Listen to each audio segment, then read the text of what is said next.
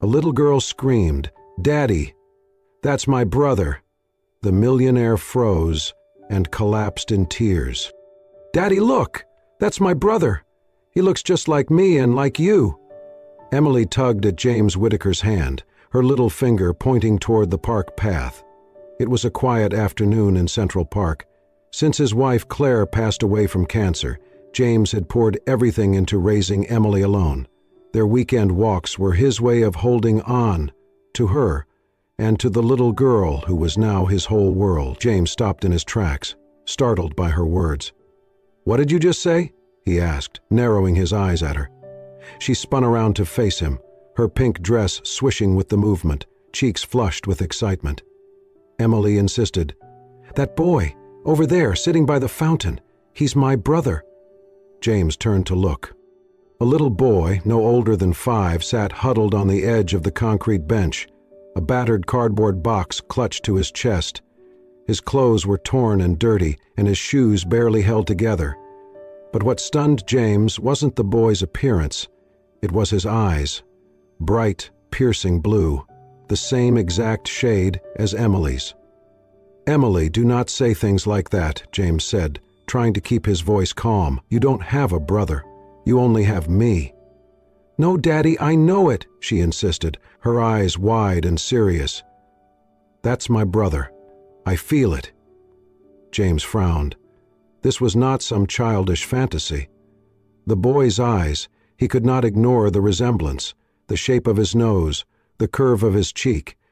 There was something hauntingly familiar. His heart began to pound. The boy was staring back now, silent, cautious, but his gaze didn't waver. James slowly approached him, Emily still clutching his hand. He crouched down in front of the child. "Hey there," he said softly. "What's your name?" The boy held the box tighter, saying nothing. James tried again. "I'm James. This is my daughter Emily. We were just walking through the park." The boy looked at Emily, then back at James. His voice was barely a whisper. "Noah." "Noah," James repeated. "That's a nice name. Where's your mom, Noah?" He hesitated, then muttered, "At home. She's sick." James's chest tightened. He asked carefully, "Do you live far from here?" Noah looked down. "We live in the basement apartment, over on 43rd Street. Mama doesn't let me go far, but today she was sleeping too long and there wasn't any food, so I came out." "Do you have a dad?" James asked, though his voice faltered mid-sentence. Noah shook his head. "Mama said he left before I was born." James felt dizzy. He tried to shake the thought, but something in the boy's features made it impossible to ignore. His mind raced backward through the years. 6 years ago, a woman had worked briefly in his company, a kind, shy woman named Mary Carter, blonde hair, blue eyes. She had been fired under complicated circumstances, a mix-up with accounting files that had spiraled out of control. She never fought the decision, just vanished. Could it be? James reached into the small backpack he had slung over one shoulder. Emily had insisted on bringing snacks. He took out a wrapped sandwich and held it out to Noah. "Here," he said gently. "You must be hungry." Noah looked at it, hesitated, then took it cautiously. He mumbled, "Thank you." James watched the boy eat, slowly and quietly, as if afraid someone would take it away. There was something heartbreakingly graceful in the way he sat, like he was used to making himself invisible. Beside him, Emily sat cross-legged on the grass and smiled. "Hi, Noah," she said brightly. "I like your eyes. They're just like mine." Noah looked at her, blinking. A faint smile curled his lip. James's heart ached. He stood up and stepped back, trying to breathe. He glanced at Emily, then at Noah, then back again. Same eyes, same face shape. The resemblance was undeniable. He reached for his phone and dialed his assistant. "Monica," he said, his voice tight. "I need you to find everything you can about a former employee, Mary Carter. She worked here about 6 years ago. Start with HR records, anything you can get your hands on." Monica didn't ask questions. "Yes, Mr. Whitaker, I'm on it." James hung up and looked down at the 2 children. Emily was now showing Noah her stuffed bunny, talking to him like they had known each other forever. He knelt down again. "Noah," he said softly, "how would you feel about coming with us for a little while, just to have a good meal and make sure you're okay? Then I'll take you back to your mom." Noah stared at him for a long moment. Then he nodded, clutching the sandwich and his box close to his chest. James stood, lifting Emily into his arms and placing a gentle hand on Noah's shoulder. He did not know what he would find or what truth lay buried in the past, but something told him that his life had just changed forever. And it all began with a little girl in a pink dress, pointing across the park and saying words he would never forget. "Daddy, that's my brother." The elevator doors slid open to reveal James's penthouse on the top floor of a glass-clad tower overlooking Central Park. Noah hesitated at the threshold, clutching his tattered cardboard box as if it were the only thing holding him to the ground. "Come in, buddy," James said gently. "You're safe here." Emily darted ahead, her curls bouncing as she ran through the wide hallway, calling, "Come on, Noah, you have to see my room. It's pink and has stars on the ceiling." Noah stepped in slowly, eyes wide as they scanned the polished floors, the towering windows, the sparkling chandelier. It was a world far removed from the cracked sidewalks and leaky roofs of his own neighborhood. He followed Emily down the hall, still hugging the box to his chest. James watched them disappear into Emily's room, then walked to his home office. He sat down at his desk and opened a locked cabinet. Inside were company records, documents he had not touched in years. He pulled out the old employee files and began flipping through them, page after page, until he found her name. Mary Carter. He stared at the file. The photo, stapled in the corner, showed a young woman with golden hair and a warm smile. She had been a receptionist for less than a year. There had been a misunderstanding about a client report, one that led to an argument between her and a junior manager. James remembered that day vaguely. He had been tired, overwhelmed, and quick to take sides. He signed the termination without asking questions. He never saw her again. But there had been an email. Or had there been more than one? Messages he never replied to, flagged as follow-up and then buried under contracts and board meeting agendas. She had tried to reach him, and now the pieces were falling into place. Mary Carter had left the company, pregnant, alone. He found a recent address linked to her name through the company's old emergency contact form. It was in Brooklyn, an apartment in a run-down building known for cheap rentals and poor maintenance. James searched the address online and found images of cracked walls and graffiti-tagged doors. A pit grew in his stomach. Noah had been telling the truth. His mother was sick, and she had been raising him in poverty while James built skyscrapers and attended galas. James leaned back in his chair, rubbing his face with both hands. Guilt clawed at him. He had not just forgotten her, he had dismissed her, discarded her when she needed him most. And now there was a child. His child? He could not be sure, but in his heart he already knew. That night, while Emily and Noah played with building blocks on the living room carpet, James made a phone call. He contacted a discreet charity organization that delivered aid to struggling families without revealing donors. He gave them Mary's address. "I want a full grocery order sent," he said. "Include fruits, vegetables, meat, and medicine, vitamins, cleaning supplies. No branding, no notes. Just deliver it quietly." "Understood," the representative replied. "It will be there by morning." He ended the call and returned to the living room. Emily had draped a blanket over 2 chairs, creating a makeshift fort. She crawled inside and pulled Noah in with her, giggling. "This is the castle and you're the prince," she declared. Noah smiled, small, hesitant, but real. James felt a lump in his throat. The way the boy responded to kindness, the way he looked at Emily like she was the sun, the way his shoulders relaxed just slightly when no one raised their voice, he had seen all this before, in himself, in people who had grown up too fast. James stood at the edge of the scene, silently watching. He had to do more than send groceries. He had to face Mary, ask her the truth, tell her he was sorry, and be ready for whatever answer she gave him.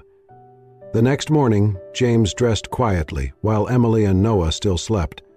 When they woke, he gave them breakfast: pancakes, fresh strawberries, orange juice. He told Emily they were going on a little adventure. Noah looked nervous. "Are we going far?"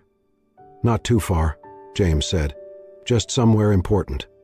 He packed a small bag for the boy, including clean clothes and a new toy Emily had insisted on giving him. As they stepped into the car, James's driver glanced at him in the rearview mirror, sensing the tension. "Where to, Mr. Whitaker?" he asked. James hesitated for just a second. "Brooklyn," he said finally. "I'll give you the address on the way." He sat back, staring out the window as the skyline shifted, wealth fading into worn brick and rusted fences. His heart pounded as they neared the address.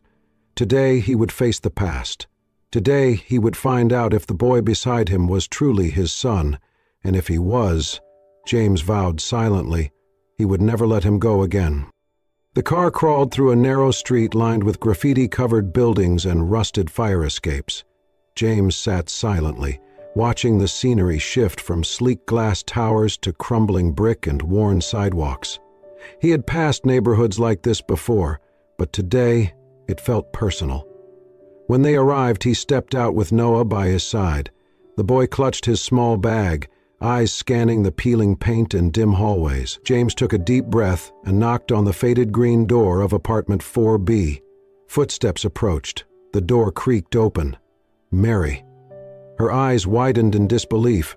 Her hair was pulled back in a tired bun, her face pale and thinner, but still held a quiet grace that James recognized instantly.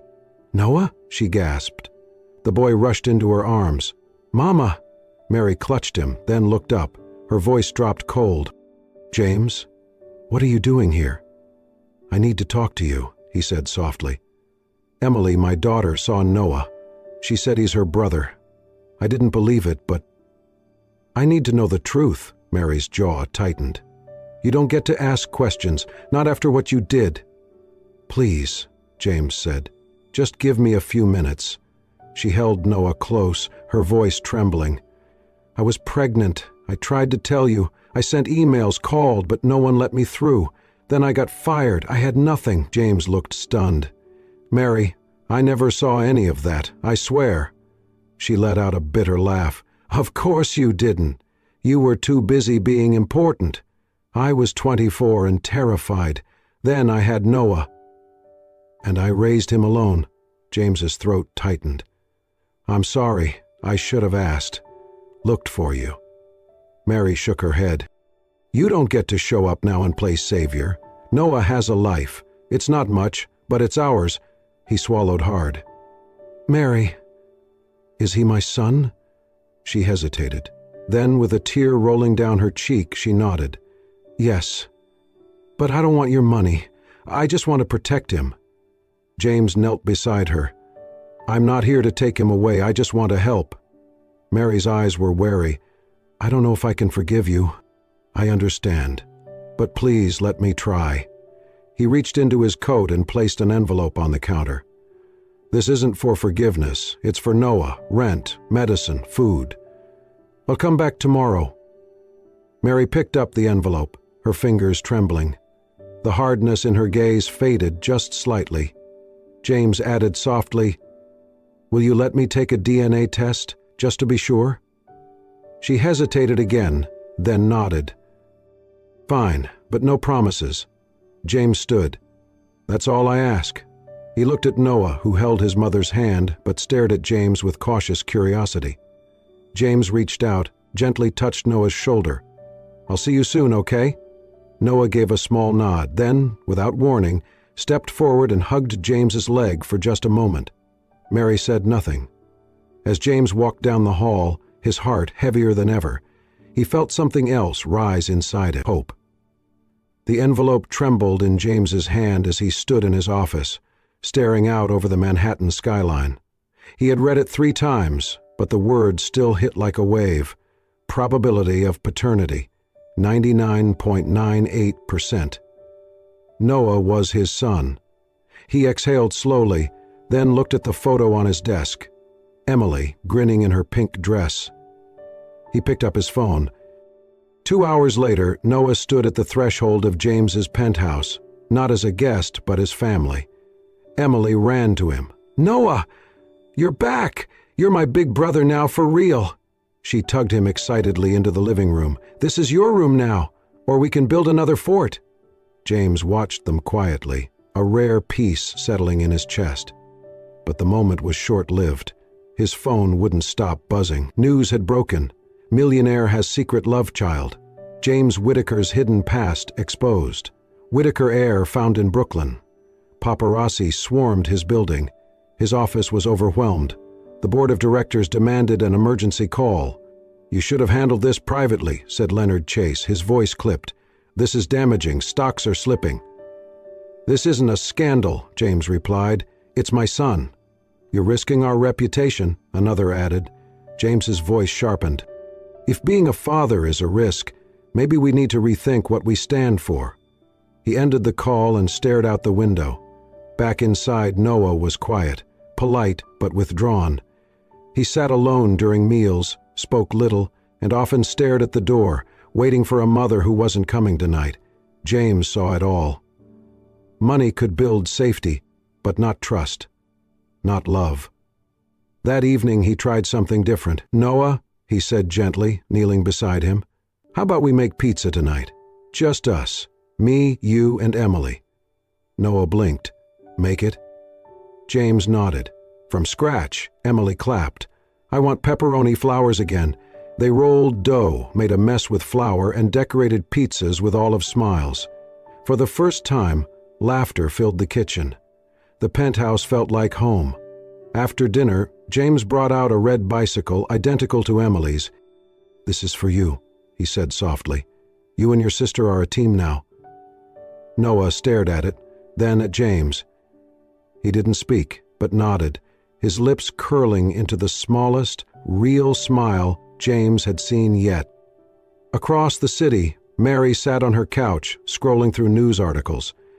Images of James with Noah were everywhere. Her chest tightened. He looked genuine. But could he really have changed? Her phone buzzed. James Whittaker. "Mary, I know this is a lot, but I want to do this right, for Noah and for you. Please come visit. No pressure.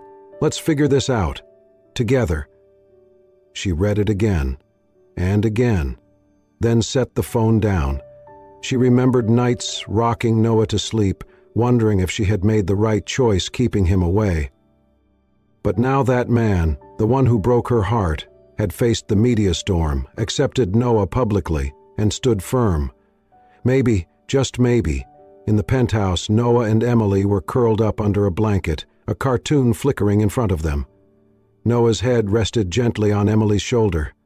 James stepped out onto the balcony and stood in the cool night air.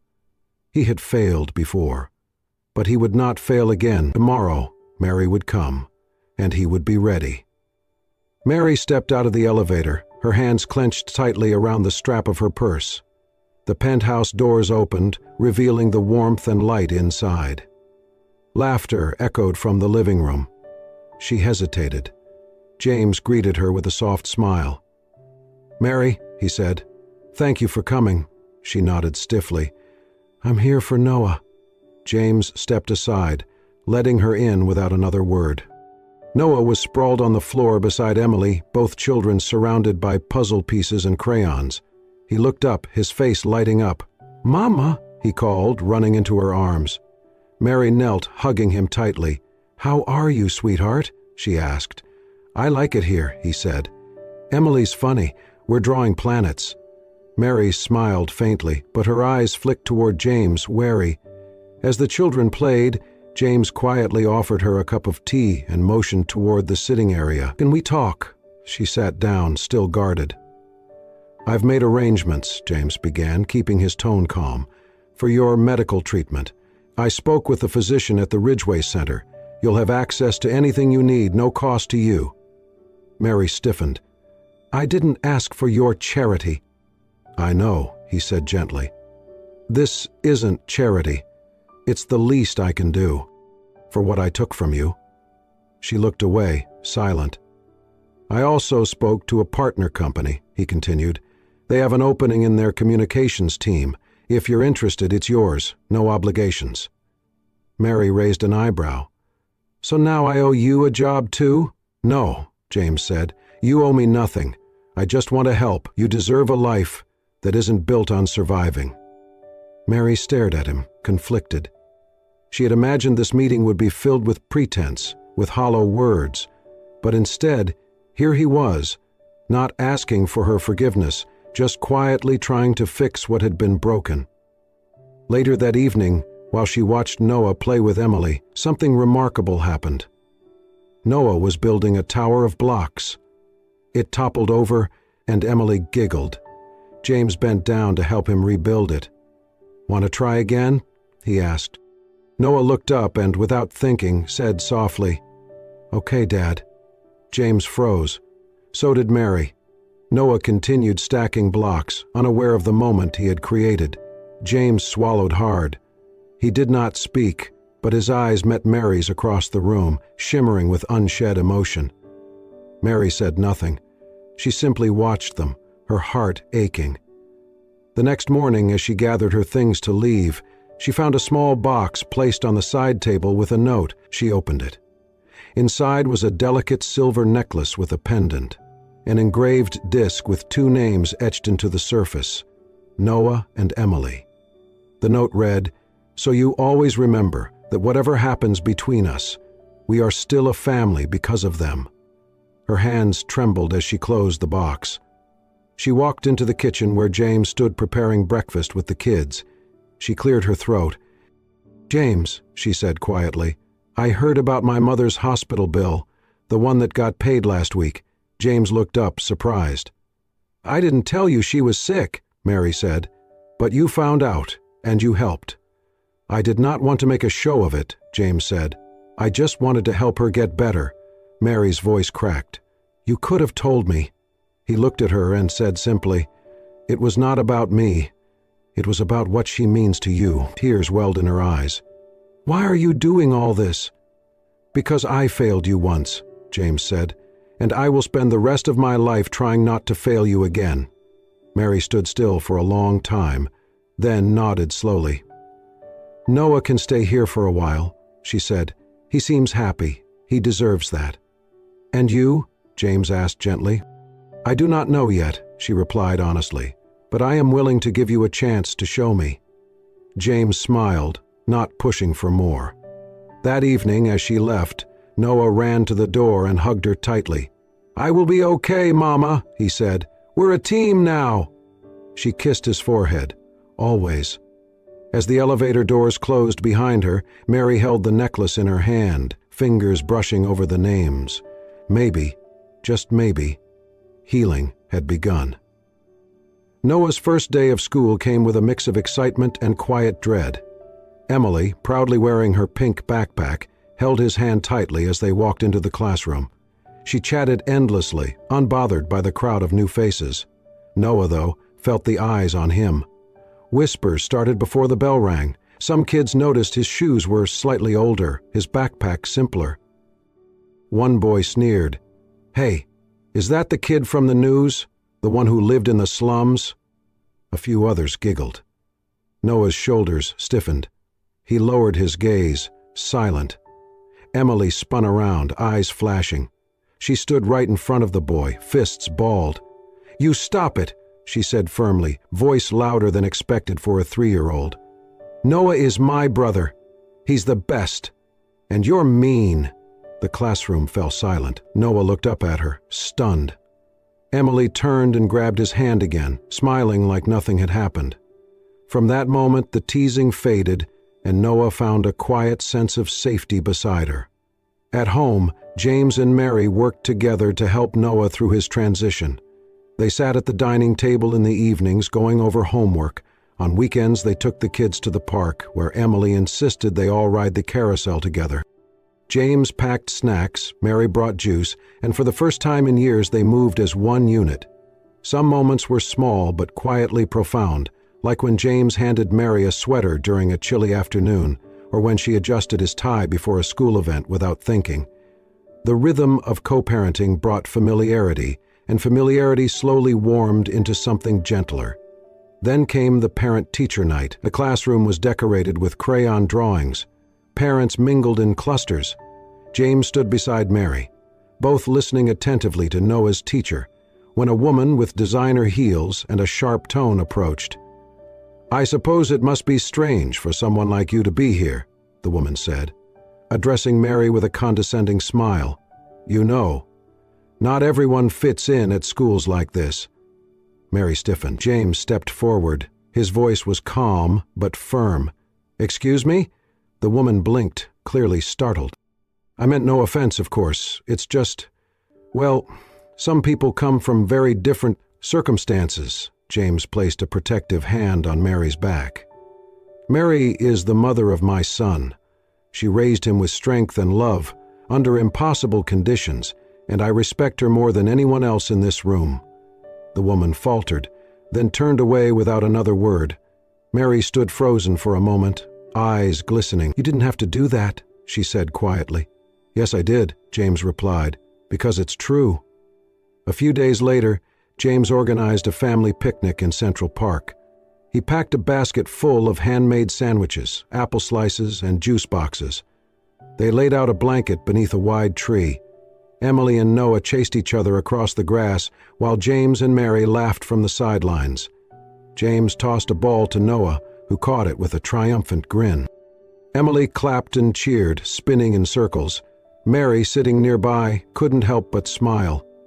As the sun dipped lower, Emily walked back, her cheeks flushed. She climbed into Mary's lap, wrapped her tiny arms around her and said, "My mommy is gone, but you're really nice. Can you be my mommy too?" Mary's breath caught. She looked down at the child in her arms, innocent, warm, and sincere. "I miss having a mommy," Emily whispered, "but I like you." Tears welled in Mary's eyes. She held Emily close, heart aching in ways she had not expected. That evening, as they packed up to leave, Mary walked beside James, quieter than usual. He glanced at her. "You okay?" She nodded slowly. "I've been thinking," she said, "about what's best for Noah and for Emily." James listened patiently. "I want to move closer," she said. "Maybe not here, but near enough that the kids can be together. It will make things easier." James smiled. "I think that's a great idea." They walked in silence for a moment more before Mary added, "And maybe we can talk more, about the past, about everything." James looked over at her, the wind rustling the trees around them. "I'd like that." Together, they walked forward, not as two people divided by time and mistakes, but as two parents, slowly rediscovering trust, healing, and something that resembled hope. The weeks passed quietly, beautifully. In the rhythm of shared breakfasts and bedtime stories, James and Mary found a new closeness, not from duty, but trust. They spoke honestly, laughed more, and raised two children who, in their innocence, mended what had once been broken. Noah and Emily were now inseparable. They called each other brother and sister, as if they always had. One afternoon, Mary found them hunched over a giant sheet of paper, paintbrushes in hand. "What are you working on?" she asked, kneeling beside them. Emily beamed. "Our family picture.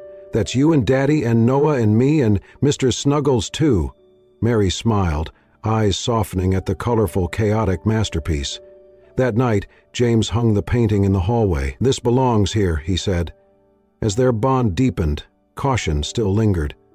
One evening, James turned to Mary over coffee. "I've been thinking, maybe we should live together again, all of us."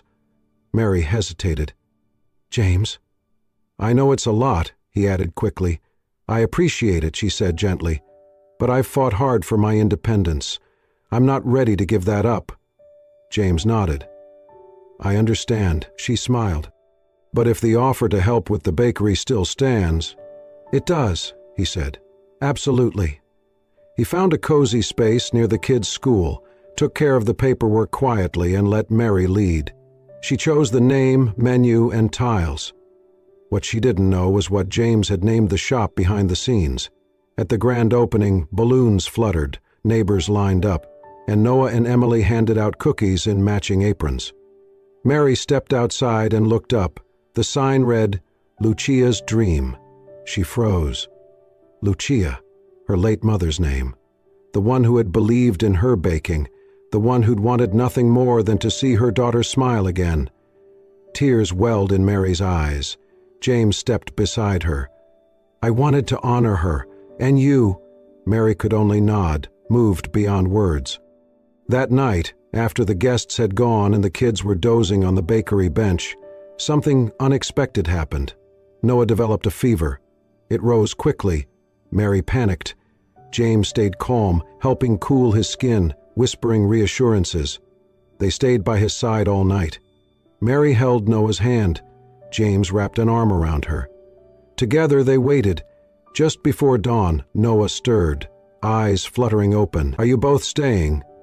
"We're right here, buddy," James said. Noah reached out, holding both their hands. "I want you to stay together. I want us to be a family."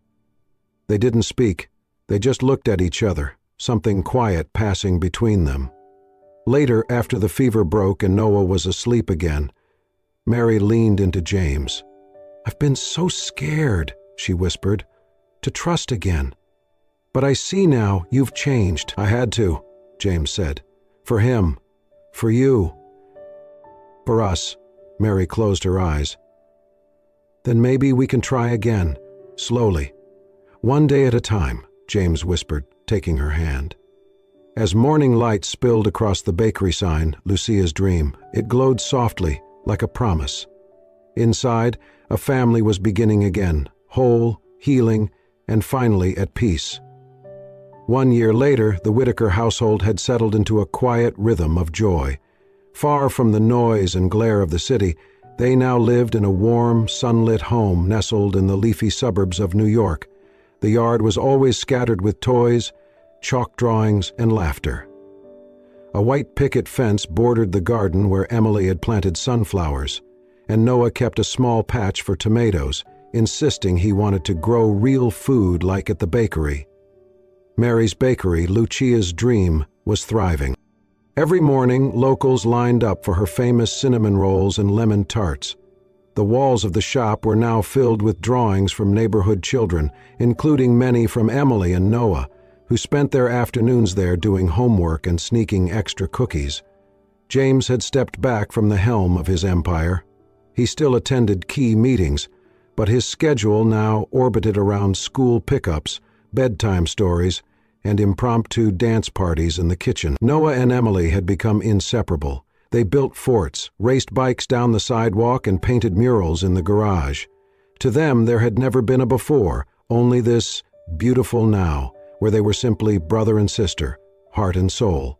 On a golden September afternoon, James and Mary hosted a small celebration in their backyard. The picnic table was decorated with wildflowers, and soft music played from a speaker tucked beneath the porch. Friends from the bakery, a few neighbors, and family gathered to celebrate the anniversary of the day everything changed, the day they all became one family. James grilled while Mary brought out her signature strawberry shortcake. Emily danced around in a pink tutu while Noah helped set the table, carefully arranging the plates. As the sun dipped toward the horizon, James tapped his glass.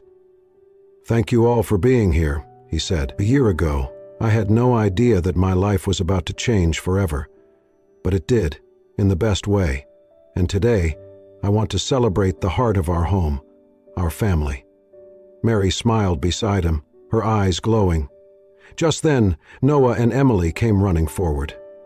"We have a surprise," Emily squealed. They handed their parents a large, carefully folded piece of paper. When James opened it, his breath caught in his chest. It was a drawing, crayon strokes full of color and feeling. 4 figures, holding hands beneath a setting sun. Above them, in wobbly letters, it read, "Our family forever." Mary's hand found James's, and their eyes met, no words needed. James leaned down, kissed the top of each child's head, then turned to Mary. "There's something I want to give you," he said softly. From his pocket he took out a small velvet box and opened it. Inside was a delicate silver ring. engraved with 4 names: James, Mary, Noah, Emily. "This is not a proposal," he said, voice thick with emotion. "This is a promise that I will always be here, for all of you, no matter what." Mary's eyes filled with tears. She slipped the ring onto her finger, holding his gaze. "Then I promise the same." As twilight settled over the yard, the family sat on the porch swing together. The children leaned against their parents, eyes drooping from the long day. Laughter echoed as fireflies blinked in the garden. James looked around, his heart full. "We may have lost each other once," he said, "but we're never letting go again." Mary nodded, her head resting against his shoulder, and so the story ended. Not with grand gestures, but with something far greater. A family, whole, forgiven, unbreakable. Under the fading light of a gentle sky, they simply held on to one another, because love, real love, always finds its way home. Thank you for watching this deeply moving journey of love, redemption, and second chances. James, Mary, Noah, and Emily remind us that no matter how broken the past may be, forgiveness and compassion can build a future worth fighting for. If this story touched your heart, do not forget to like, share, and most importantly, subscribe to Soul Stirring Stories for more real-life inspired tales that heal, inspire, and bring warmth to your soul. Because sometimes the most powerful stories are the ones that remind us what it means to be family. We'll see you in the next story. Until then, take care and keep your heart open.